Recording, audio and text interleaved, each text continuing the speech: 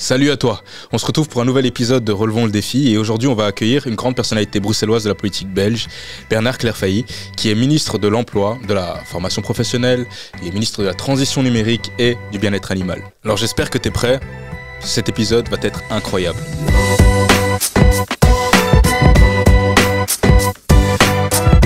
Alors bonjour, aujourd'hui on a la chance d'avoir le ministre de l'Emploi Bernard Clairfailly avec nous, bonjour. Bonjour.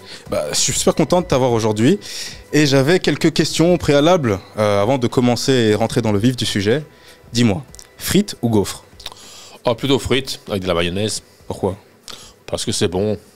Parce que c'est bon, parce que c'est réconfortant. Beyoncé ou Angèle? Plutôt Angèle. Une raison particulière? Angèle, parce qu'elle est de Laken, Van Laken, c'est notre bruxelloise, notre petite bruxelloise qui s'exporte et qui exporte bien à Bruxelles d'ailleurs. Je trouve aussi. Et enfin, et là c'est plutôt compliqué, football ou basketball? Je suis plus foot par tradition, mais j'aime bien tous les sports. Ce que j'aime bien dans le sport, c'est le dépassement, c'est le plaisir du sport. Quand je regarde un match, je ne suis pas nécessairement pour une équipe ou pour l'autre, je suis pour la beauté du match, pour la beauté du sport, pour ceux qui jouent bien. Même si c'est la Belgique qui est de l'équipe adverse? Non, allez, quand même, parfois, quand c'est la Belgique, c'est pour la Belgique. Mais je reconnais que quand ils jouent face à une équipe qui joue très très bien, je reconnais la beauté du sport. La beauté du sport, ouais. Ok. Alors, je voulais te poser la question suivante. Alors, on connaît ta position, mais je voulais savoir quel a été ton parcours en politique. Comment tu t'es décidé à te lancer? Sur base de quoi? Quel a été le déclic? Alors moi je dis souvent que comme Obélix, je suis tombé dedans quand j'étais petit. Okay. Parce que mon père faisait de la politique, mon père était député, il était président du FDF, l'ancêtre de Défi. Et donc quand j'étais petit à la maison, mon père m'entraînait, distribuer des tracts, coller des affiches, voter pour mon papa c'est le meilleur. Enfin j'ai fait ça tout petit. Et donc ça m'a interpellé très tôt ce que c'est que faire de la politique.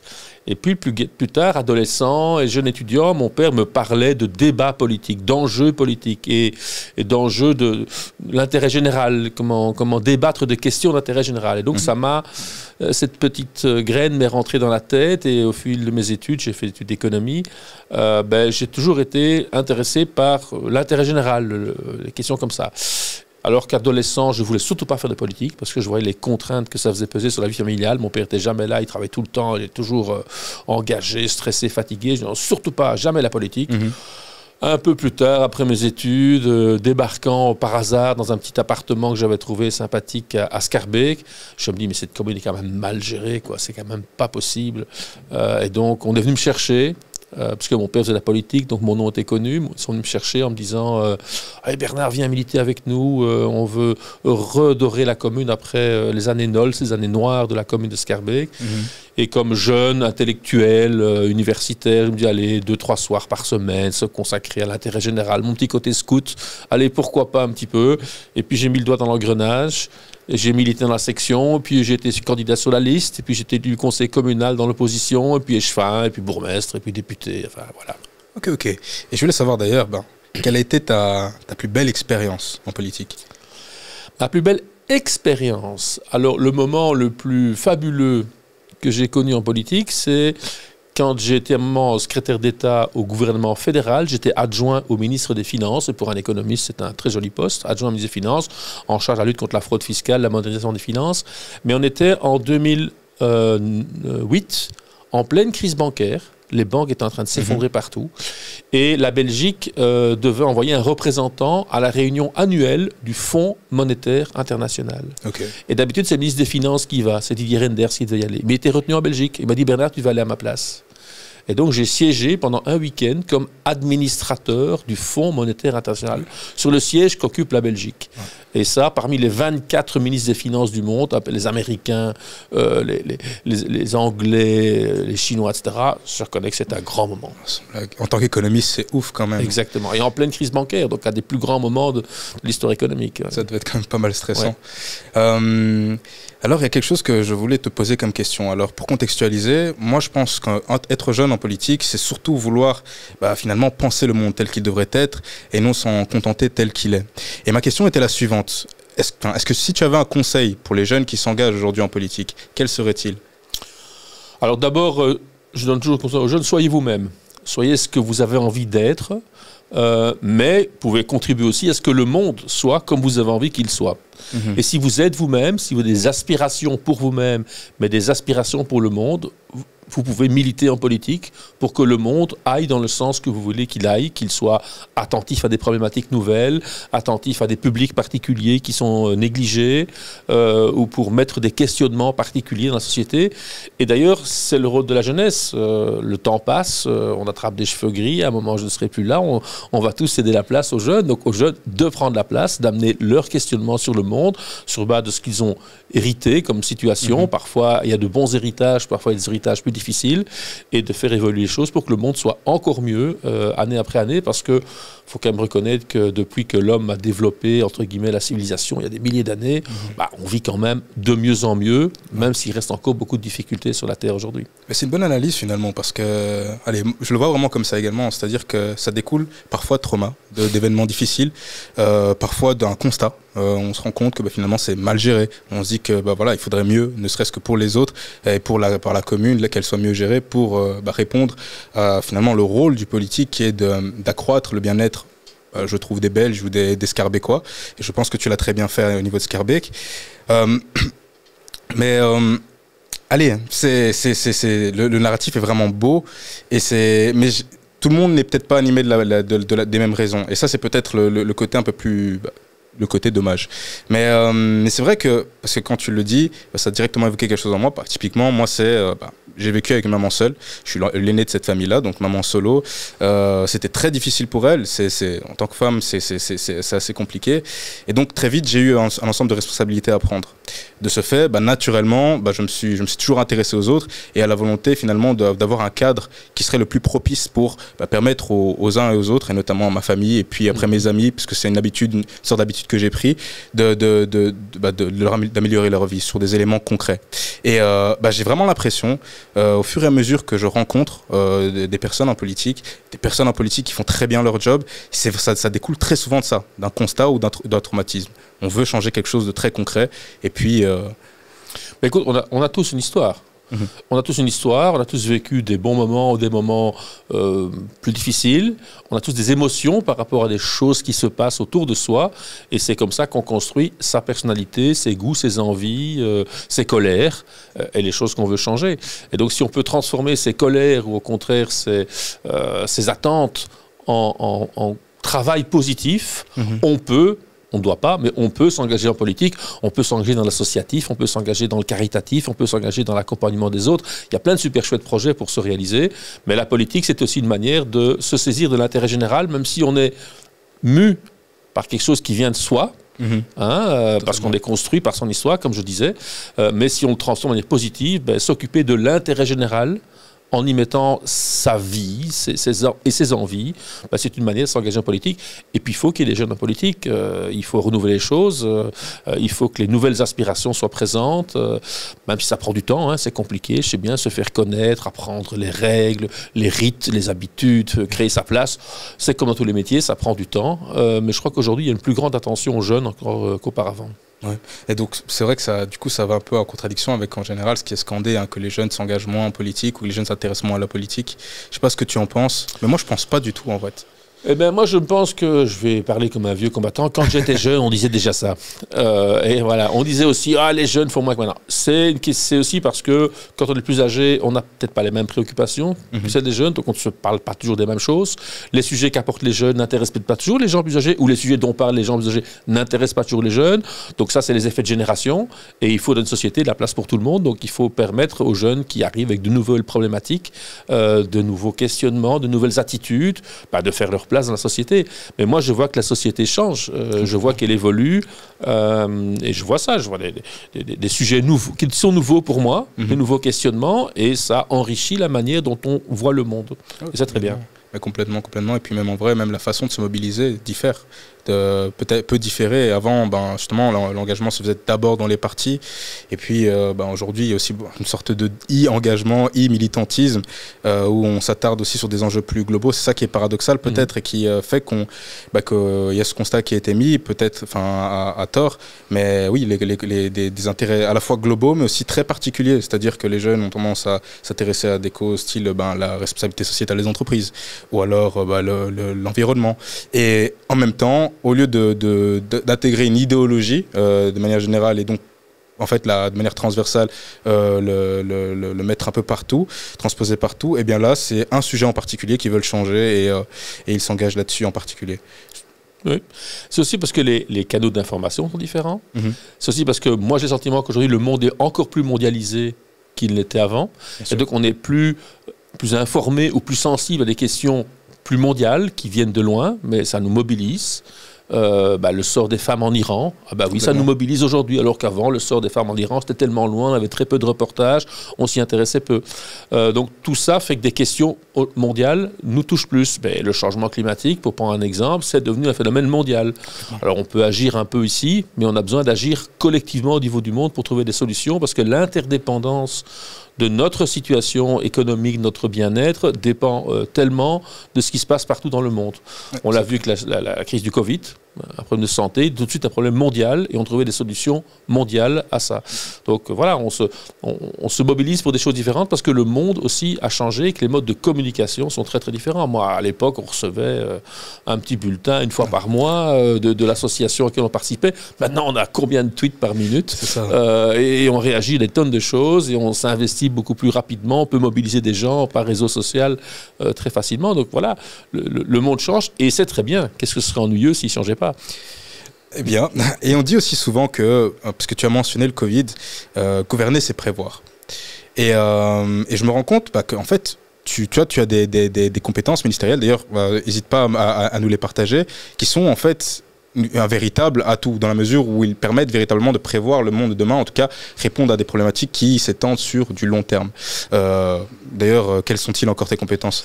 Alors, j'ai un paquet de compétences un petit peu éclatées, comme c'est un peu bizarre, donc j'ai à chaque fois sauté d'une compétence à l'autre, mais enfin c'est très intéressant. Je suis ministre de l'Emploi et de la formation professionnelle en région bruxelloise, donc on cherche à faire réduire lentement, peut-être pas lentement, mais sûrement le niveau de chômage à Bruxelles, et essayer d'augmenter les opportunités d'emploi pour les jeunes et les moins jeunes qui cherchent du boulot. Je suis ministre des pouvoirs locaux, donc je donne des subsides et je contrôle l'action des pouvoirs locaux, c'est-à-dire des communes, principalement. Je suis ancien bourgmestre, donc je connais très bien le fonctionnement des communes. Je suis ministre de bien-être animal, c'est une petite compétence sympathique. Je suis également ministre des allocations familiales et ministre de la transition numérique, c'est-à-dire de l'informatisation, on dirait dans un terme ancien, des services publics régionaux bruxellois, avec de belles ambitions pour que Bruxelles saisisse la modernité et puisse offrir un accès à tous, à toutes ces possibilités que le numérique nous offre aujourd'hui. Cette dernière compétence, elle est tellement essentielle aujourd'hui. Et en soi, quand on parle peut-être des problèmes de l'administration, nombreux en fait découlent simplement du fait qu'on devrait peut-être les automatiser pour permettre à nombreux par ailleurs qui ont droit à un ensemble d'aides d'y accéder typiquement. Écoute, moi j'ai connu le temps où quand on faisait une démarche à la commune, la seule solution c'était de prendre congé dans la journée, d'aller faire la file au guichet. On attendait, je sais pas quoi, on avait de la chance, on attendait un quart d'heure, mais sinon on pouvait attendre une demi-heure. Et puis on faisait sa demande, on donnait un formulaire, on remplissait le formulaire papier avec sa petite signature en dessous, on mettait sa photo, il fallait revenir le lendemain ou le surlendemain chercher le document, il fallait venir 2 fois à la commune, etc. pour sa carte de riverain, pour se parquer dans le quartier, pour son passeport, son certificat de composition de ménage pour s'inscrire à l'école ou avoir une réduction de ceci, une réduction de cela. Aujourd'hui, on peut tout faire, presque tout, à distance, chez soi. On rentre ce soir à la maison et hop, j'ouvre mon petit ordi et je fais la demande, formulaire, etc. Tout ça, ça simplifie la vie des gens. Ça va beaucoup plus vite. Je peux avoir la réponse tout de suite. Parfois, on peut m'envoyer à domicile un document, je peux le télécharger automatiquement. Donc, il y a moyen à travers le numérique de simplifier la vie des gens, d'accélérer la vie des gens et aussi d'automatiser ce qu'on appelle les droits auxquels les gens ont accès. Parce que, dans beaucoup de cas, les gens ne savent pas qu'ils peuvent avoir accès à une information. Je suis ministre en charge des allocations familiales qu'on donne aux mamans seules ou pas aux mamans seules pour élever leurs enfants. Et on a en région bruxelloise un système qui est particulièrement bien pensé pour tenir compte des situations sociales. Et quand on vit dans une famille qui a de faibles revenus, on a droit à une allocation sociale majorée, plus grande. Mais il y a des gens qui ne le savent pas. Dans l'ancien système, il aurait fallu dire toc, toc, toc, je gagne moins que le montant, donc j'ai droit à un montant supérieur. Maintenant, par l'automatisation, on peut automatiquement consulter la banque de données du ministère des Finances sur les déclarations d'impôts et on peut automatiquement attribuer le montant à la personne qui n'avait peut-être pas conscience et qui n'avait peut-être pas obtenu le supplément social auquel il avait droit. Donc ça permet l'automatisation des droits. Un autre exemple simple, avant, pour introduire une demande de logement social, pour avoir accès à un logement social, il faut vérifier votre revenu.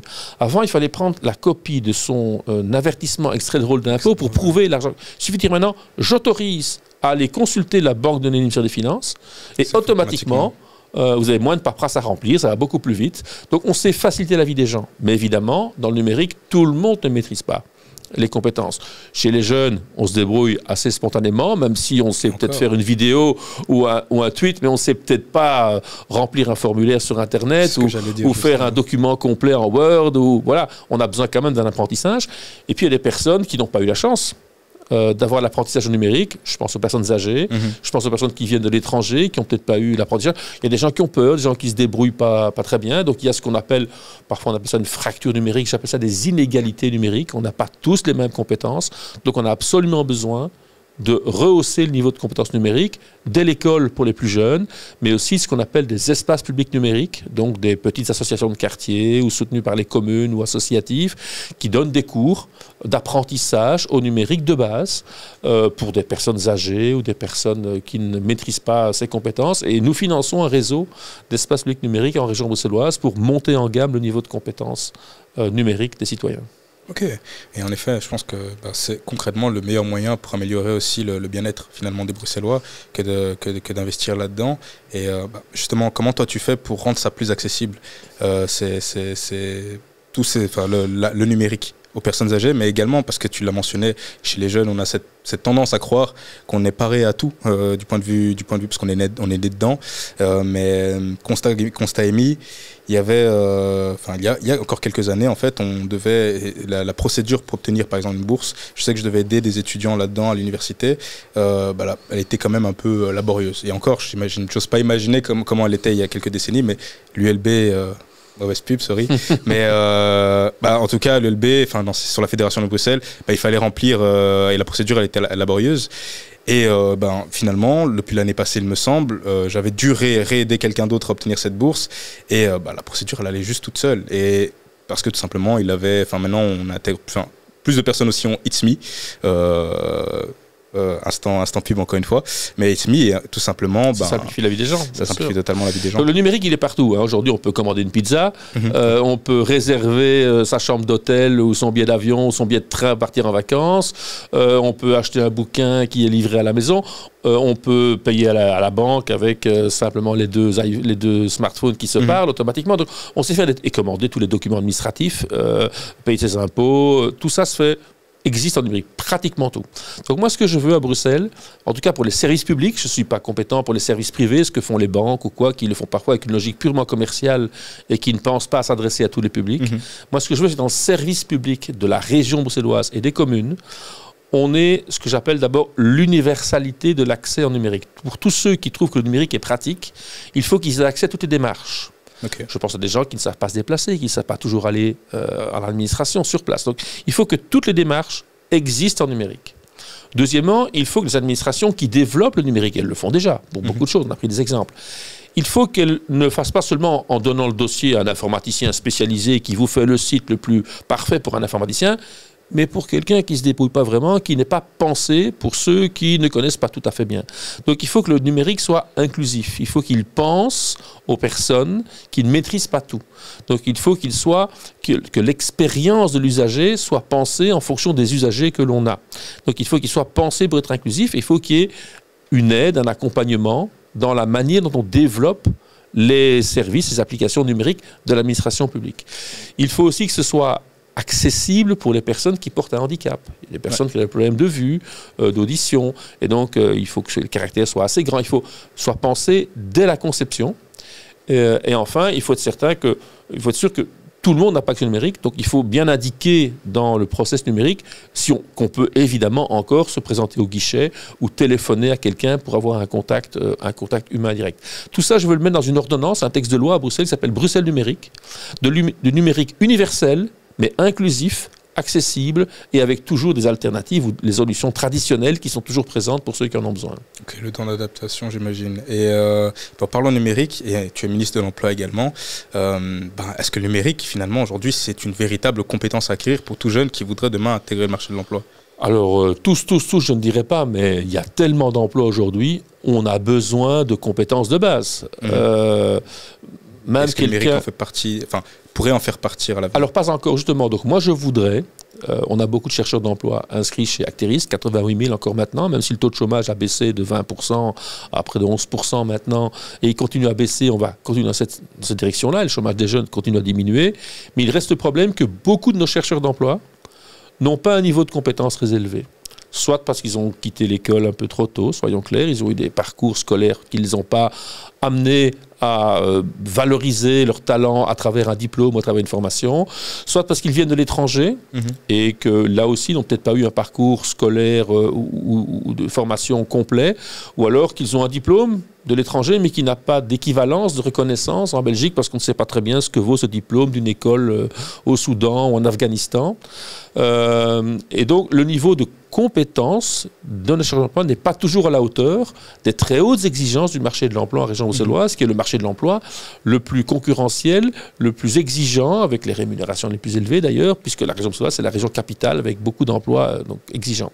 Donc notre mission, c'est de faire monter en gamme les compétences des chercheurs d'emploi. Il y a des formations qui existent, formations professionnelles dans plein de métiers, et parfois en quelques mois on peut apprendre un métier, on peut apprendre codeur, on peut apprendre chauffeur de poids lourd, on peut reprendre des études, on peut vous financer et reprendre des études pour devenir infirmière ou enseignant dans des métiers en pénurie. Il y a tous des mécanismes de soutien qui existent auprès d'Acteris. Mais ce que je voudrais maintenant, c'est que Acteris, qui accompagne les chercheurs d'emploi, fasse pour chaque chercheur d'emploi un bilan de compétences. Mais pas seulement un bilan de compétences professionnelles, mais aussi un bilan de compétences linguistiques et un bilan de compétences numériques. Okay. Linguistique, pourquoi? Parce qu'il y a des gens qui viennent de l'étranger et ne maîtrisent pas bien, soit le français, ou le néerlandais, ou l'anglais. Il y a beaucoup d'emplois qui réclament dans l'ORECA, dans la communication, la connaissance de plusieurs langues à Bruxelles, ville internationale, et aussi un bilan de compétences numériques. Parce qu'il y a des tonnes d'offres de formation qui existent, on peut se former spontanément, on peut recevoir des chèques langues, on peut être envoyé à des cours de mise à niveau en matière numérique, adaptés à vos besoins professionnels. Aujourd'hui, on ne peut plus être un comptable si on ne maîtrise pas les applications numériques. On ne peut plus être un chauffeur de poids lourd livreur si on n'est pas capable, sur la petite tablette ensuite, d'indiquer que le colis a bien été livré, de le suivre, etc. On ne peut plus être un clarkiste dans un entrepôt, c'est un métier au départ, il ne fallait pas beaucoup de compétences, si on ne sait pas maîtriser aussi la commande des caisses qui se trouvent là quelque part. On ne peut plus être même une aide ménagère. Si on n'est pas capable de gérer les titres de services électroniques ou les affectations, vous avez une nouvelle adresse chez un nouveau client, comment je me débrouille pour aller chez lui à travers l'application.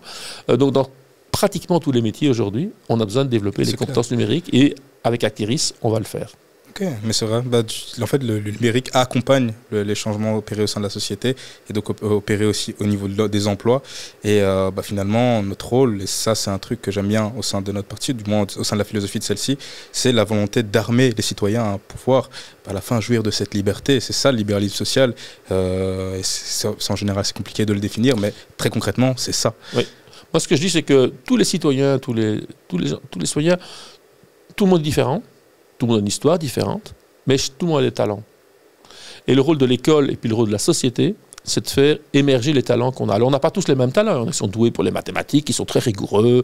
Il y en a qui ont beaucoup de facontes, qui racontent bien, qui parlent bien, sont doués pour être commerciaux, les métiers de contact, etc. Il y en a qui sont doués pour les langues, il y en a qui sont doués pour l'administration, parce qu'ils font les choses proprement et clairement. Et donc, le rôle de l'école, de la formation et de la société, c'est d'essayer de trouver la bonne place pour chaque personne en fonction de ses propres talents. Il y en a qui ont la chance d'avoir 3 ou 4 talents, ils sont musiciens, mathématiciens et très bons communicants, ils auront le choix, ils pourront devenir soit artistes, soit professeurs d'université, j'en sais rien. Il y en a qui ont peut-être moins de talent, mais chacun a du talent, chacun doit pouvoir trouver la place dans la société, et le rôle du service public, de l'école, de la formation professionnelle, de l'accompagnement activiste, c'est d'aider chacun à faire son parcours, son projet, qui lui permet de trouver sa place dans la société et de maîtriser sa vie quand il a un emploi. Parce que quand on n'a pas d'emploi, évidemment, on a moins de choix, on est dépendant des circonstances et on a moins l'occasion de construire son projet de vie. Et donc, mettre tous les Bruxellois à l'emploi, ça, c'est vraiment ma priorité. Okay. Et tu parlais d'inégalité numérique. Et c'est vrai que si on se rend dans le sujet des inégalités, il y a les discriminations. Alors aujourd'hui, on peut être discriminé sur base de beaucoup de choses. On peut être discriminé sur base de son poids, sur base forcément de ses origines, sur base de son genre. Et tu es en charge justement de l'emploi et je sais que tu luttes activement contre les discriminations. Quelles sont les mesures que tu opères actuellement? Alors sur un marché, le marché ou la réalité bruxelloise aujourd'hui, avec cette ville cosmopolite, avec beaucoup de gens qui viennent de toutes origines, qui ont toute langue, toute religion, toute culture, toute couleur de peau, etc., on a cette grande diversité, et on constate malheureusement qu'il y a encore une série de gens qui ont des a priori, qui ont des regards négatifs sur des éléments qui n'ont rien à voir. C'est pas parce qu'on a telle couleur de peau qu'on n'est pas un bon comptable. C'est pas parce qu'on a telle religion qu'on est un mauvais chauffeur de camion. C'est pas parce qu'on s'habille de telle manière qu'on est plus jeune ou moins jeune, ou plus gros ou moins... Enfin, peu importe, qu'on ne va pas être un bon enseignant, enfin quoi que ce soit. Donc, les discriminations qui sont fondées sur rien du tout, ou des a priori scandaleux, ne peuvent pas exister. Elles sont interdites en région bruxelloise. On a une ordonnance, une loi très claire qui condamne les gens qui discriminent pour l'accès au logement, pour l'accès à l'emploi, pour l'accès aux services publics. Tout ça, c'est interdit. Mais ça existe encore. Et on a des tonnes de témoignages de chercheurs d'emploi qui nous disent « j'ai pas très bien compris pourquoi, est-ce que c'est ma couleur de peau qui fait que j'ai pas été retenu, est-ce que c'est mon apparence physique, est-ce que ci, est-ce que ça ?» Et donc on a des tonnes de mécanismes, de dispositifs qui sont mis en place pour lutter contre les discriminations. D'abord, on a un service au sein d'Acteris où on peut signaler un problème et qui peut accompagner les gens pour tenter de résoudre le problème, ou les aider psychologiquement si nécessaire, ou les accompagner pour avoir une meilleure formation, pour mieux se présenter pour les interviews, etc. On a une administration des inspecteurs de l'emploi qui peuvent mener des inspections si on signale des situations pour tenter de prouver les discriminations dans le cas d'une entreprise, d'un employeur, et les faire condamner. Il faut rappeler que par le passé, on a fait condamner des employeurs, des agences d'intérim par exemple, qui avaient des instructions de ne proposer que des gens qui avaient le profil occidental, pour le dire clairement, et pas d'autres candidats. Eh bien, ça a été clairement interdit, l'entreprise s'est fait clairement condamner. Donc chaque fois qu'on peut déployer des techniques particulières, et on peut le faire maintenant avec des tests de discrimination, des envois de CV anonymes où on change le nom de famille, des interviews sur place, on peut envoyer un acteur jouer le rôle d'un candidat pour un emploi, pour recueillir de l'information. Chaque fois, on peut faire condamner les entreprises. Et ceux-ci sont bien protégés, c'est les acteurs qui vont se faire passer. On a mis un système en place, je viens de faire modifier le règlement. Bruxelles a la législation la plus protectrice et la plus ambitieuse en matière de lutte contre les discriminations à l'embauche. Notre législation, qui avait été initiée par Didier Gauzoin, mon prédécesseur, et que je viens de moderniser maintenant, est la plus avancée. Elle a été copiée par le fédéral, elle va être copiée par la région wallonne. Je crois que nous sommes de toutes les régions du monde l'une de celles qui est la plus volontariste pour lutter contre les discriminations. D'abord pour rappeler que les discriminations, ce n'est pas une opinion, c'est une infraction, c'est interdit. On n'a pas le droit. D'abord parce que c'est un gaspillage de talent. Le nombre de gens qui ont des talents, des compétences et qui ne demandent qu'à travailler et déployer dans l'emploi ce qu'ils sont. Deuxièmement, parce que toutes les études et toute l'histoire montrent que la diversité dans l'entreprise ou dans l'organisation est souvent un gage de créativité, d'une plus grande attention à la clientèle, à ce qui se passe dans le monde. Et donc c'est bon pour l'entreprise d'avoir la même diversité dans l'entreprise que celle qu'il y a dans la clientèle ou dans les gens qu'on traite. Donc c'est plus qu'une erreur, c'est une infraction. Mais c'est une erreur pour le patron qui fait ça. Il ne se rend pas compte comme il fait de mauvais choix. Simplement parfois parce qu'il peut avoir peur d'une couleur de peau, d'une religion, d'une origine ethnique. Oh, ça découle certainement de la peur et ça me permet de mettre cette phrase que j'aime bien répéter, mais Bruxelles influencera le monde et en l'occurrence là pour le coup elle influence en tout cas la Belgique et le monde j'espère également. Mais ça me rappelle un peu une affaire connue qu'on étudie à chaque fois en droit, c'est l'affaire Airbnb. Il y a l'affaire Airbnb et il y en a une aussi avec un jeune que j'avais suivi, donc c'était en France où justement il avait fait cette opération, donc en fait il avait postulé et il était vraiment bien, enfin il était compétent, il était surdiplômé limite et donc il postule, il n'est pas repris, il postule avec un autre nom, avec pas un autre photo, mais un autre nom. Un nom bien français. Nom, voilà. Et c'est mieux passé du coup. Il a eu une grosse polémique sur les réseaux sociaux à ce moment-là. Et puis l'affaire Airbnb, ça c'est le cas de jurisprudence le plus connu. C'est aux États-Unis, une personne met à disposition Airbnb, une personne afro-américaine souhaite le louer. On le dit que c'est indisponible. Il change de nom, il change d'identité, il réessaye, boum, comme par hasard c'est disponible. Et ça a fait cas de jurisprudence. Mais c'est quand même dingue de se dire que, comme tu as pu le dire au départ, aujourd'hui, des personnes font finalement cette erreur parce que la personne, qu'elle soit afro-américaine, est capable de louer, mais c'est basé sur des biais. Sur des biais ridicules, inacceptables. Maintenant, ce qu'il y a, c'est qu'il y a des tonnes d'études, notamment UNIA, l'Institut de l'égalité des chances. UNIA fait des tonnes d'études chaque année sur les écarts dans les taux d'emploi, dans l'accès à l'emploi, selon qu'on est d'origine africaine, d'origine non européenne, selon qu'on est homme ou femme, selon qu'on est...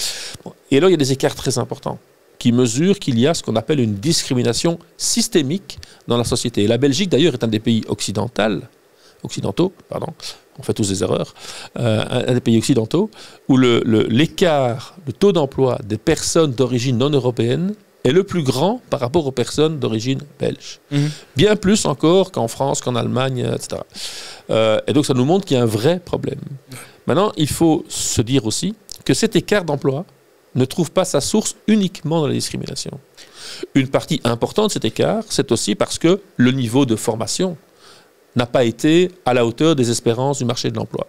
Et donc, il faut aussi corriger cette discrimination systémique du système tout entier, c'est pas seulement l'emploi, c'est l'accès à l'école. Est-ce que dans tous les quartiers de Bruxelles, on a un accès à une école de qualité? Est-ce que dans tous les quartiers de Bruxelles, à travers l'école, les choix scolaires, l'encouragement, est-ce que tous les enfants ont la même chance d'accéder à une formation supérieure, à l'université ou à la formation qui leur convient? Est-ce qu'il n'y a pas des biais dans l'école qui fait que oui, mais celui-là il est un peu moins bon, on va l'envoyer vers l'enseignement technique et professionnel, alors qu'en fait il est aussi doué qu'un autre et il aurait pu faire le droit ou comptable ou un métier qui lui aurait peut-être beaucoup plus plu. Et est-ce qu'il n'y a pas dans le système des dispositifs qui, parfois inconsciemment, mais aboutissent à ce que beaucoup plus d'enfants issus des communautés qui sont dans les quartiers aboutissent dans des situations où ils sont peu ou mal qualifiés pour les emplois, alors que les enfants de plus beaux quartiers, eux, ont un joli parcours scolaire et ont accès dès lors aux emplois mieux rémunérés, plus valorisés dans la société. Et donc, ces discriminations, c'est tout le système qu'il faut réformer. Est-ce qu'il y a assez de crèches dans les quartiers? Est-ce que les écoles sont de qualité? Est-ce que les enfants ont les mêmes chances? Est-ce que dans tout le parcours, on dit aux filles, aux garçons qu'ils ont les mêmes potentiels de développement demain? Est-ce qu'on ne genre pas trop les choses en disant les filles, les métiers du care ou du soin, et les garçons, ils vont faire les métiers un peu valorisants. Voilà, on doit s'interroger à tous les niveaux dans la société. Est-ce qu'à chaque dispositif, on ne construit pas petit à petit des discriminations qu'on mesure ensuite sur le marché de l'emploi? Parce que quand j'ai face à moi deux jeunes, et l'un qui a eu la chance, en passant par les beaux quartiers, de terminer avec un diplôme universitaire, et un autre qui n'a pas eu cette chance, qui a eu un parcours scolaire un petit peu cabossé, qui n'a peut-être pas été soutenu comme il devait l'être, et qui n'a pas un diplôme de compétences équivalentes, alors le fait qu'il n'arrive pas à l'emploi n'est pas causé principalement par sa couleur de peau, son origine, mais elle est causée par tous les autres éléments de son parcours.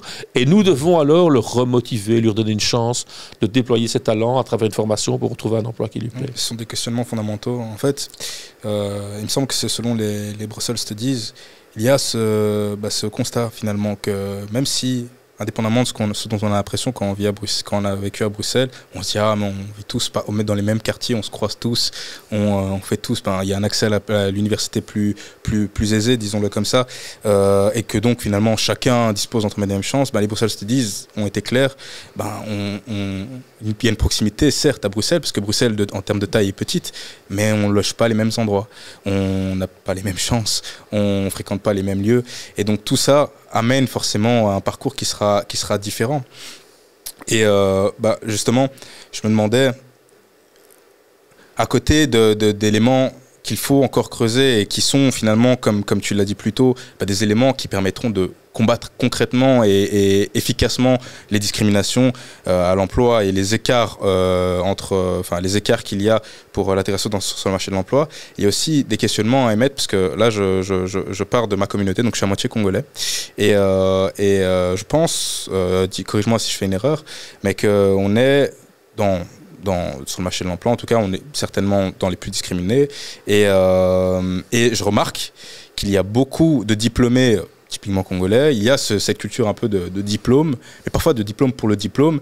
Et il y a aussi cet enjeu un peu de réseau qui permettrait de dire aux uns et aux autres que tel diplôme est peut-être le mieux pour atteindre tel objectif. Alors évidemment, il faut tout étudier en fonction de sa passion, et ça j'en suis persuadé, mais il y a beaucoup de jeunes qui ont dû un peu se faire eux-mêmes, qui n'ont peut-être pas bénéficié d'un réseau, et qui se retrouvent à la fin d'un parcours à accumuler parfois des diplômes, sans forcément atteindre les objectifs qu'ils avaient au départ. Et donc ça aussi, c'est un enjeu, je pense, qu'il faut interroger. Maintenant, comment...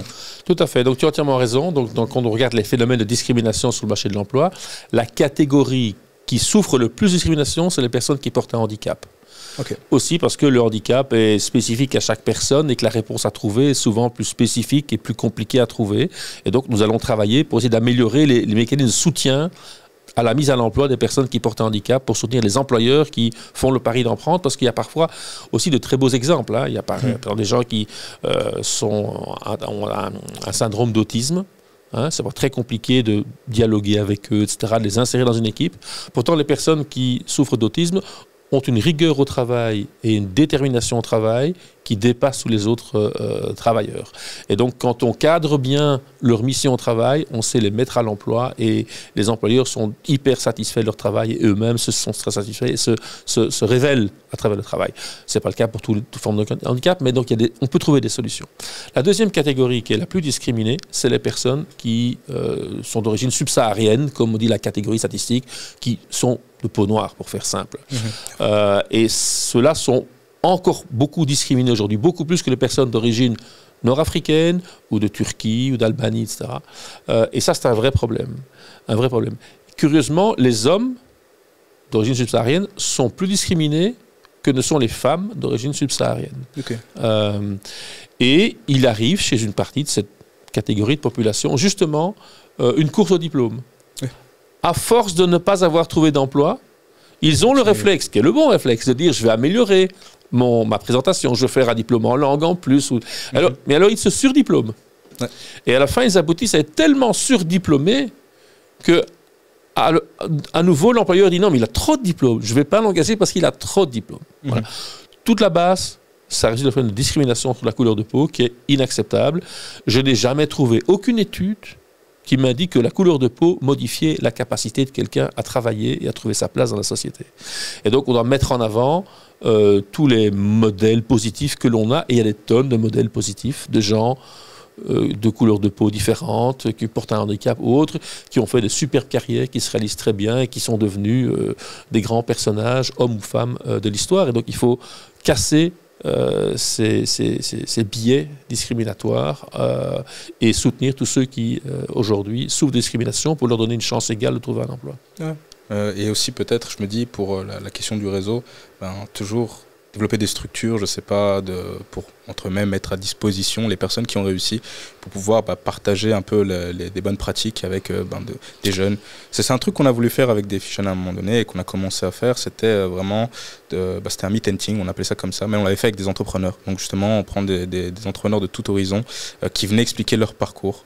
Et finalement, il y avait des jeunes qui s'intéressaient à l'entrepreneuriat qui étaient venus et qui ont pu discuter avec. Et à la fin de cet événement, nombreux sont venus me dire, écoute, je suis ressorti déjà avec tel ou tel contact. Donc ils étaient super contents parce que du coup ils avaient vu des personnes qui avaient fait concrètement ce qu'ils espéraient pouvoir faire ensuite. Puis aussi au niveau des bonnes pratiques, d'un point de vue juridique, tout ce qui est, parce que ça fait peur d'entreprendre, donc il y a l'enjeu des enjeux administratifs, etc. Tous ces éléments-là, les jeunes qui étaient là se sont dit finalement en fait, c'est possible. Enfin, c'est pas aussi compliqué que ça en a l'air. Mais encore une fois, je pense que ils ont besoin d'un modèle, mais d'un modèle accessible. Tout à fait. Et tout ce qui relève de ce que j'appelle l'empowerment, pour dire un joli mot français, expliquer aux gens qu'ils ont en eux la force d'aller en interview et leur apprendre à comment déjouer les questions qui sont discriminantes et comment le dépasser pour pouvoir se révéler à l'interview et quand même se faire engager, ou la force de faire de l'auto-entrepreneuriat dans certains cas. Et donc on va aussi travailler sur l'empowerment des chercheurs d'emploi victimes de discrimination pour les aider à être plus forts dans ce contexte difficile face à de temps en temps des biais. Mais moi, ce que j'aime bien dans la diversité qu'on connaît à Bruxelles, c'est qu'au début, la diversité, par méconnaissance, elle crée parfois des réactions un petit peu... je pense que les personnes noires de peau sont comme ci, sont comme ça. Enfin, ces réactions-là qui sont détestables et illégales et qui doivent être sanctionnées. Mais au fur et à mesure que cette diversité se déploie dans la société, il y a aussi beaucoup plus d'employeurs aujourd'hui issus de la diversité. Complètement. Et donc c'est en train de changer. On a connu la période difficile où cette diversité créait des questionnements, n'était pas assez, créait des peurs et des réactions non acceptables. Mais cette diversité, aujourd'hui, elle prend sa place dans la société. Et je connais de plus en plus de chefs d'entreprise ou de chefs d'entreprise qui sont eux-mêmes ou elles-mêmes issus de la diversité et qui sont justement pas atteints eux-mêmes par ces biais et qui savent reconnaître que cette diversité est essentielle pour la qualité de leur organisation et donc deviennent des employeurs qui ont les bons réflexes. Et donc, je pense qu'on est dans la bonne phase de la diversité à Bruxelles. J'espère en tout cas. Ouais, j'espère qu'on va construire comme ça une société plus inclusive et plus égalitaire. Je pense que naturellement, il y a ça. Et puis, de toute façon, la force publique, l'action publique que tu mènes et qu'Acteris mène reste aussi toujours essentielle parce que même si, évidemment, la population change, il y aura toujours de nouveaux critères, entre guillemets, de discrimination. Et donc, il faudra toujours une sorte de rééquilibrage. Et donc, ça, et pour ça qu'il faut que la force publique, que la Belgique soit toujours consciente finalement de ces enjeux-là. Et donc c'est important. Mais justement, est-ce que tu peux me parler des NEET? Parce que ça, alors évidemment, je sais ce que c'est, mais quand j'ai vu ce mot, je me suis dit, waouh, ce mot, ça m'évoque N-E-E-T, NEET. Ok, c'est une appellation particulière. Alors NEET, c'est un acronyme anglais, qui est une catégorie statistique comme ça. Ça veut dire Not in Education, j'oublie maintenant. Not in Education. Je t'avoue que je ne sais plus. And training. Moi, en tout cas, c'est des personnes qui sont ni à l'emploi, ni à. Not in employment. Not in employment, education and training. Donc voilà, ça veut dire ceux qui ne sont pas en emploi, ceux qui ne sont pas à l'école ou ceux qui ne sont pas en formation professionnelle. En fait, ça vise la catégorie des jeunes, on prend les catégories, ça parle des jeunes, ça vise les jeunes qu'on n'a pas retrouvés dans les chiffres. C'est ça. On prend le nombre de jeunes qui ont entre 16 et 24 ans, et entre 16 et 24 ans, les jeunes, on devrait les trouver soit à l'école, soit à l'université, en école supérieure, soit en emploi pour ceux qui ont quitté assez tôt, qui travaillent très tôt, parfois des jeunes qui travaillent à 16, 17, 18, 19 ans, ou en formation professionnelle. Et puis, quand on fait le nombre total de jeunes et qu'on retire ceux qui sont en emploi, ceux qui sont à l'école, en formation, à l'université, ceux qui sont en training, en formation professionnelle, on voit qu'il y a un pourcentage qu'on ne retrouve pas. À Bruxelles, ça fait environ 10% des jeunes. 11% chez les garçons, 8% chez les filles. Est-ce que comparé à la Wallonie ou en Flandre, c'est... Alors, c'est à peine plus haut que la Wallonie. Okay. Et c'est plus haut que la Flandre. Alors soyons clairs, ce phénomène de NEETs, de jeunes qu'on ne retrouve nulle part, marque plus les territoires marqués par la pauvreté et par les profils migratoires diversifiés comme on a à Bruxelles, parce que c'est lié aussi à la pauvreté, etc., à un accès à l'école plus compliqué, etc. Mais heureusement, on baisse, on est à 15%, on est en train de baisser à 11%, donc la tendance est bonne, mais c'est encore beaucoup. Donc dire qu'entre 16 et 24 ans, un jeune sur 10, entre guillemets, il n'est pas à l'emploi, il n'est pas à l'école, il n'est pas en formation, où est-ce qu'il est? Il traîne chez papa-maman, il n'a pas de boulot, il ne recherche pas, parce que sinon il serait inscrit chez nous au chômage, et il n'est pas parti en formation. Or, c'est l'âge où il faut se former. Donc, c'est quelqu'un qui va partir peut-être plus mal dans la vie. Comment les chercher?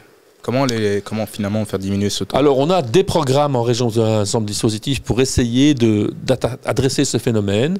Alors, ça touche à la fois le rôle de l'école, parce qu'il y a des jeunes qui quittent l'école prématurément, etc. Donc, c'est comment l'école peut mieux conserver les jeunes pour qu'ils aillent au bout de leur scolarité. Parce qu'il n'y a rien de pire qu'un jeune qui sort sans son diplôme de secondaire. Après, il vient chez nous, chez Acteris, trouver du boulot. C'est plus compliqué à le placer. Donc, il faut lui dire, non, tu ferais mieux de terminer tes secondaires, ou tu ferais mieux de faire une formation plus pratique qui te plaît. Donc il faut les convaincre d'abord de rester à l'école, de choisir une filière de formation qui leur plaît. Et là, je dis chacun a du talent. Il faut comprendre en quoi je vais déployer mon talent. Moi, j'aime bien faire la cuisine, ou j'aime bien conduire une voiture, ou j'aime bien faire de la mécanique, ou j'aime bien peindre, ou j'aime bien parler. Il y a des métiers pour chacun qui peut déployer un talent. Donc, c'est ça le rôle aussi de l'école, la formation, de l'accompagnement, d'essayer d'orienter les gens vers le projet qui leur plaît. On a aussi, chez Acteris, pour les gens qui viennent s'inscrire chez nous, depuis maintenant quelques années, sur une idée européenne, un projet qui s'appelle la garantie jeune. Tout jeune, de moins de 24 ans, qui vient s'inscrire chez Acteris en recherche d'emploi ou simplement pour avoir un statut, parce que pour avoir une allocation et vivre de quelque chose quand même, reçoit automatiquement un accompagnement, et une des solutions qui sont sur la table. Et les solutions, la meilleure, c'est de le mettre à l'emploi, mais on n'a pas toujours un emploi qui correspond à son niveau de compétence. Soit de le remettre aux études, si on parvient à lui convaincre que reprendre les études lui plairait, lui permettrait de déployer ses talents, ou le mettre en formation professionnelle ou en stage dans une entreprise pour qu'il se rende compte ce que c'est le monde du travail et peut-être se rendre compte qu'il y prend goût et qu'il a peut-être besoin alors de se reformer un petit peu pour être bien pour le job. Donc il faut que le jeune ait ce qu'on appelle une sortie positive, soit vers un emploi, soit vers un stage, soit une reprise d'études ou une formation professionnelle. Et alors nous sommes satisfaits parce que ce jeune est de nouveau dans un processus, dans un chemin dans lequel il construit sa vie. D'accord. Je voulais te poser une question et elle me brûle les lèvres depuis le début de l'émission. Parce que tu as beaucoup d'expérience et je me demandais, est-ce que tu n'as pas une anecdote plutôt amusante? Alors ça sort complètement du cadre de la discussion là maintenant, mais une anecdote plutôt amusante de ta vie politique. Alors l'anecdote la plus amusante que j'aime raconter, je ne sais pas vraiment si je peux la raconter, mais comme il n'y a personne qui nous écoute, je vais pouvoir le dire. J'étais bourgmestre de Schaerbeek, je suis bourgmestre de Schaerbeek depuis 20 ans, je suis en congé maintenant de cette fonction. Et dans le cadre de mes fonctions de bourgmestre, on a plusieurs fois accueilli des visites royales. Ah. Et un jour, on a une belle visite royale, il y a plus d'une dizaine d'années déjà. On a le roi Albert et la reine Paola qui nous rendent visite à Schaerbeek. Ça fait très longtemps qu'on n'a plus de visite royale. On était très fiers d'accueillir le couple royal dans une commune pauvre, dans des quartiers populaires comme Schaerbeek. On leur fait une belle grande visite, etc. Parc Josaphat, la Cage aux ours, des quartiers d'hiver. Et puis à un moment, moi je pars avec le roi, ma première échevine part avec la reine. Et puis on se retrouve, je pense qu'il est 13h, un truc comme ça, ou 13h30, à l'heure de l'apéro, il y a le repas qui va être servi, au centre de jour pour seniors. Et tous les seniors sont là, bien endimanchés, chacun a été chez le coiffeur, a mis son beau truc, et on est là, et j'arrive avec le roi, on salue tout le monde, il applaudit, on arrive à la table d'honneur, et on est là, et on attend debout. Et la reine doit arriver. Mais la voiture de la reine tarde un peu. Alors on est là debout, on attend, tous les petits vieux sont là, ils attendent gentiment, et puis ça dure 10 minutes, un quart d'heure, tu imagines un petit peu, tout le monde attend, et alors on a dressé sur la table, il y a des brocs avec du jus d'orange, on entend les bouteilles de vin qu'on ouvre, poups, on entend les bouteilles de vin, moi je fais un peu la conversation avec le roi en attendant, et puis la reine arrive enfin, alors tout le monde applaudit, la reine arrive à la table, elle se met là un peu plus loin, et elle se fait accaparer par une dame qui est là, qui dit « Mais ma mère a servi à la maison royale, elle parle. » Et moi, je suis là debout avec le roi, on entendait la reine, en fait, pour trinquer et boire un verre. Et alors, mais la reine est là un peu plus loin, donc elle n'est pas près de moi. Et je dis « Mais comment faire pour que cette dame arrête d'accaparer la reine et qu'on puisse enfin... Et je me dis, qu'est-ce qu'on va faire? Est-ce que je proposais à la reine de prendre un verre de vin? Mais un verre de vin, c'est embêtant. Alors je vois le broc de jus d'orange et je me penche, je dis, Madame, est-ce que vous voulez un verre de jus d'orange? Je crie bien fort pour qu'elle m'entende. Et le roi me dit, non, on dit, Madame, elle veut un peu de vin, comme tout le monde. Ok. Voilà. Et tout le monde a ri et on a pris un verre de vin. Voilà. J'aurais voulu voir en plus. Voilà. Prendre un verre de vin avec tous les petits jeux. Enfin, j'ai vraiment la scène, là, je suis rentré dans ton histoire. Et parce que tu as mentionné également le fait que tu étais bourgmestre de Schaerbeek. Et il est vrai que En fait, Schaerbeek, même ne serait-ce que moi, depuis que je suis petit à maintenant, donc Schaerbeek, c'est une commune qui est à côté de ma commune, et j'étais à l'école à Saint-Louis, donc juste à côté de l'université, et j'ai pu voir un peu Schaerbeek. En tout cas, j'ai souvent été à Schaerbeek. J'ai l'impression Schaerbeek, c'est quand même une grosse commune de Bruxelles, une commune qui a été bien gérée, mais ça a dû être un challenge, parce que quand j'entends les anciens parler de Schaerbeek à l'époque, c'était pas nécessairement en des termes positifs, alors qu'aujourd'hui, quand je parle à des jeunes qui viennent s'installer à Bruxelles, qui viennent de Wallonie ou quoi, eh bien, ou même de Flandre, eh bien, très souvent, ils vont à Schaerbeek. Et donc, il y a vraiment eu un changement dans Schaerbeek.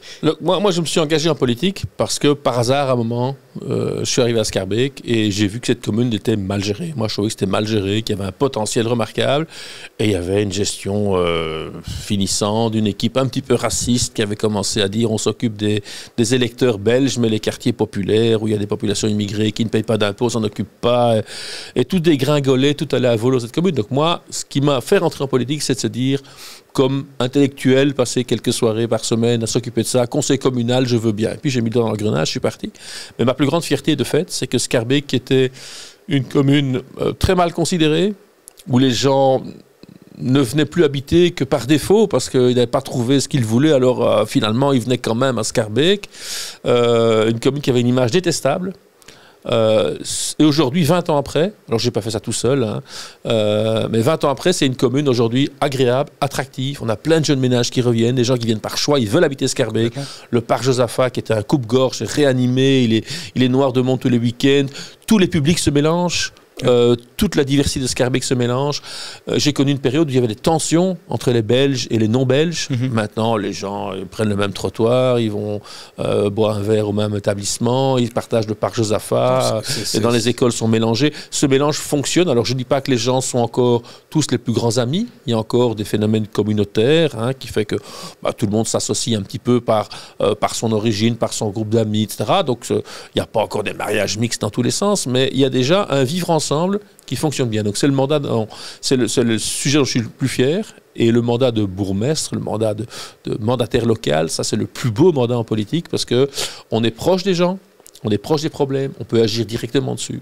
Et moi je me promène à Schaerbeek aujourd'hui et je me dis, là je me souviens, il y avait un terrain vague et avec les gens on s'est battu, ça a mis 4 ans et demi et maintenant il y a un parc. Là je me souviens, ici on a construit un super bâtiment, on a une crèche, une des plus belles crèches de l'ONE, dans un quartier populaire où il n'y avait pas de crèche, parce qu'à l'époque, l'ancienne majorité, il y a des crèches dans les quartiers pour les Européens, mais pas des crèches dans les quartiers pour les populations d'origine étrangère. Là, maintenant, il y a une super chouette crèche avec un petit espace à côté, et je sais qu'on fait du travail social dans l'ASBL à côté. Et voilà. Partout où je vais, je vois les choses qui ont été transformées. Ici, on a replanté des arbres, on a redonné un peu du cachet à cette avenue, on a sauvé un bâtiment remarquable ici. Voilà. Et ça, c'est très, très chouette. Et surtout, la dynamique, le retour des gens qui me disent « Ah, Schaerbeek a bien changé, ça, on le voit. » Il y a même une campagne électorale où j'ai dit aux gens « Moi, pas de blabla, ouvrez les yeux.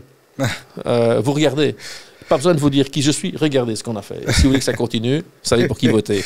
Voilà. Et c'est vrai que ça doit être le truc le plus beau, je pense que quand tu bosses en politique, c'est vraiment de finalement voir le retour sur ce que tu as fait. Et toi, ça doit être ça le plus beau, je trouve, dans un mandat local. Tout à fait. Moi, à la fin de mon premier mandat de bourgmestre, quand tu es bourgmestre, tu reçois des courriers tout le temps.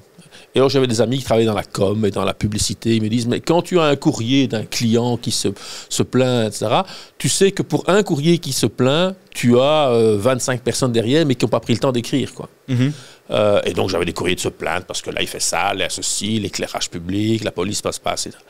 Et à la fin de mon premier mandat, j'avais des courriers de gens qui m'écrivaient « Monsieur le bourgmestre, je trouve que vous avez fait du bon travail, les équipes ont bien travaillé ici. » Je me dis mais super, quoi. Tu n'as jamais ça d'habitude comme courrier. Tu as des courriers pour se plaindre, les gens se plaignent. Mais les courriers qui vous félicitent, très très rares. Et donc je l'ai utilisé dans ma campagne électorale en disant regardez, les citoyens sont contents. C'est pas moi qui vous le dis. Donc, voilà. Et je te fais une confidence. Par ailleurs, j'avais passé mon permis. Je faisais les cours d'auto-école et je les ai fait à Schaerbeek. Je ne citerai pas le nom de l'auto-école. Tu ne feras pas de pub cette fois-ci? Non, je ne ferai pas de pub cette fois-ci. J'en ai fait trop. Et sponsoriser la vidéo. Non, je rigole. Mais j'ai fait mes cours d'auto-école à Schaerbeek et comme par hasard, donc mon moniteur, à un moment donné, on parle de politique. Voilà, je fais pas exprès, mais on finit toujours par parler de politique. Et il se trouve qu'il vivait juste à côté de l'auto-école, donc juste la rue en face. Ouais. Donc je pense que là, du coup, tu te fais une idée de quelle rue ça pourrait être et donc potentiellement quelle auto-école. Et il me disait, justement, moi, un jour, donc lui, c'était une personne qui venait de Turquie. Ouais. Et qui était là avec sa femme, etc. Et il m'avait raconté son premier contact un peu avec la politique. Et il m'avait raconté qu'il avait toqué à ta porte, justement. Et que tu étais une des personnes... Il m'a parlé de toi et tu étais une des personnes qui l'avait aidé. Je sais plus exactement c'était quoi l'histoire, mais il me disait, ouais, je crois que c'était parce qu'il voulait travailler en Belgique, il voulait rester en Belgique ou un truc du style, et il me parlait de toi. Et je l'ai même pas mentionné le fait que j'étais du coup dans le même. Je m'en souviens pas, mais peut-être que si je le vois, je m'en souviendrai. Ouais. En tout cas, c'était... grâce à lui, je gère mon permis, donc... mais c'est une super personne, et honnêtement, genre, elle n'a rien à voir. Et c'est ça qui est beau, je trouve, c'est que quand il m'a dit ça, ça m'a inspiré. Je me suis dit, mais c'est dingue. Ça veut dire que, parce qu'il me racontait comme une histoire qui datait d'il y a, quand il est arrivé en Belgique avec sa femme, donc c'était il y a quand même au moins 20 ans, ou 10 ans, je sais pas évaluer. Et jusqu'aujourd'hui, il se rappelle de cette aide que tu as fait, sans savoir qu'il est, mais juste pour le principe justement d'agir pour le bien, et puis parce que voilà, quelqu'un toque à ta porte et tu l'aides.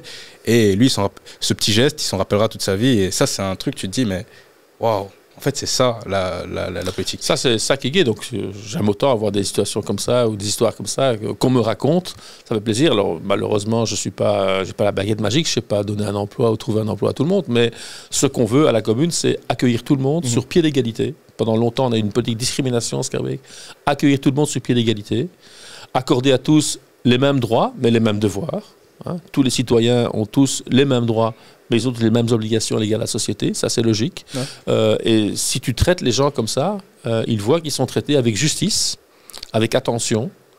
Et même si tu ne sais pas tout faire, ils comprennent qu'il y a une limite à ton budget, que le club de sport veut plus d'argent pour les jeunes. Tu ne sais pas donner plus, c'est donner ça. Mais si ce que tu donnes est juste par rapport aux autres clubs, par rapport aux autres politiques que tu mènes, et que tu es transparent, que tu expliques ça aux gens, ils peuvent comprendre. Et la chose qu'il faut, c'est montrer qu'il y a une amélioration continue et que tu travailles dans l'intérêt des gens. Et ça, c'est le beau côté de la politique. Hein. Okay. C'est une phrase que je t'entendais dire tantôt, hein, donc ne demande pas finalement ce que le pays fait pour toi, mais plutôt toi ce que tu fais pour le pays. C'est ça finalement l'équilibre aussi entre droit et devoir, et je pense que la société idéale est à cet équilibre-là. Tout à fait. Oui, il y a parfois des gens qui demandent que les politiques fassent tout, qu'ils reçoivent un logement, une maison, une allocation, une place en crèche, etc. Non, il faut aussi que chacun fasse sa part. On n'est pas là uniquement pour distribuer à tout le monde un chèque ou un bonus cadeau. Il faut que tout le monde trouve sa place dans la société, travaille, puisse contribuer et, entre guillemets, le plaisir de payer des impôts. Je le dis de manière un peu provocante, parce qu'en payant des impôts, on contribue à la société et on contribue à financer les services. On a l'école quasi gratuite en Belgique, on a l'université qui ne coûte pas très cher, on a des soins de santé remarquables, on a quand même un pays qui vit en paix. Même s'il reste encore des problèmes, il reste du chômage, il reste des inégalités, il reste de la précarité, il reste beaucoup de problèmes, mais on est quand même un des pays au monde, je crois, où on vit le mieux. Et c'est pour ça qu'il y a plein de gens qui sont contents de venir vivre en Belgique. On n'a pas le soleil de l'Italie, mais on vit quand même bien à Bruxelles. Pour le moment, on y est. Il y a eu un beau soleil aujourd'hui. Oui. Mais et ça met la lumière sur certains quartiers de Schaerbeek où, en effet, comme pour revenir à ce que tu disais plus tôt, où tu vois véritablement, tu vois le bar bien belge. À côté, tu as le snack. À côté, et tu vois en fait finalement, ne serait-ce que sur une rue, plusieurs populations entre guillemets vivre ensemble. Donc en effet, je pense que vraiment Schaerbeek est une réussite. En tout cas, c'est un exemple de réussite à Bruxelles et qui inspire peut-être même toute la Belgique en ces termes-là. Donc vraiment félicitations et ça inspire aussi les jeunes du coup à s'engager. Mais j'aimerais conclure cet épisode parce qu'on a vraiment beaucoup parlé, je pense. Je ne vais pas te retenir plus longtemps, mais j'aimerais conclure cet épisode sur potentiellement un conseil que tu aurais aux jeunes. Alors pas nécessairement politique, mais aux jeunes de manière générale. Une bouteille que tu laisses à la mer. Le conseil, c'est faites les choses qui vous plaisent, faites les choses qui vous motivent, faites les choses qui vous donnent envie. On n'est pas sur Terre pour s'ennuyer, on est sur Terre pour vivre une vie agréable. On a l'occasion de le faire chez nous ici, on vit en paix, il n'y a plus personne qui meurt de faim On a des systèmes d'accompagnement qui peuvent vous aider à vous débrouiller dans la vie. Donc, si on veut conserver ce modèle de société, on a besoin que les jeunes d'aujourd'hui vivent pleinement, jouent leur rôle dans la société, chacun a le rôle qu'il a envie de jouer, comme je disais tout à l'heure, en étant lui-même. Voilà, soyez heureux, construisez une société heureuse, soyez bienveillants à l'égard des autres, mettez tout ce que vous pouvez, développez votre talent. Cherchez chacun quel est votre talent, votre chose qui vous fait vous sentir bien, vibrer, et mettez-le au service de votre projet et d'un projet où vous avez votre place dans la société. Parce qu'il y a une place pour tout le monde dans la société. Ça, j'en suis absolument convaincu. Chacun a des compétences et des talents différents. C'est comme dans une famille, on voit très bien ceux qui font plus l'animation, ceux qui s'occupent un peu des autres. Chacun trouve sa place. Voilà. Donc, les jeunes, prenez votre place dans la société. On a besoin de vous aussi. Et voilà. Et puis, comme dit le proverbe, la vie appartient à ceux qui se lèvent tôt. Donc, voilà, levez-vous tôt. C'est compliqué quand on est jeune. Hein. Je me souviens. Mais si vous vous levez, en tout cas, avec envie et envie de faire des choses, allez-y, faites-le. Ok, donc trouvez et développez votre talent. Ça m'évoque une petite phrase de Frantz Fanon. Il disait « Chaque génération doit, dans une relative opacité, découvrir sa mission, la remplir ou la trahir ». Et je pense que ce que tu viens de me dire correspond totalement à cette phrase-là. Donc voilà, je te remercie énormément d'avoir assisté à cet épisode. Merci de m'avoir invité. Chouette format, sympathique et chouette discussion avec un chouette jeune homme qui mérite que vous le souteniez parce que c'est un jeune qui monte et j'aimerais bien qu'il puisse assumer des responsabilités à Bruxelles et montrer son talent aussi aux autres. C'est bon, là je vais rougir. Au revoir. Alors voilà, dans cet épisode, nous avons pu en apprendre davantage sur ce qui a été fait en région bruxelloise pour lutter contre les discriminations et pour se réapproprier le numérique. Nous avons également pu parler finalement de l'importance du renouvellement en politique. Les jeunes en politique, qui ont des cadres comme des modèles comme celui que nous avons eu aujourd'hui. Je pense que le rôle du jeune en politique, c'est de penser le monde tel qu'il devrait être et non de s'en contenter tel qu'il est. Et ce, en passant par le réel pour atteindre l'idéal comme Jaurès l'écrivait dans sa lettre. Chaque génération doit, dans une relative opacité, découvrir sa mission, la remplir ou la trahir. C'est Frantz Fanon qui le disait. Mes chers amis, relevons le défi.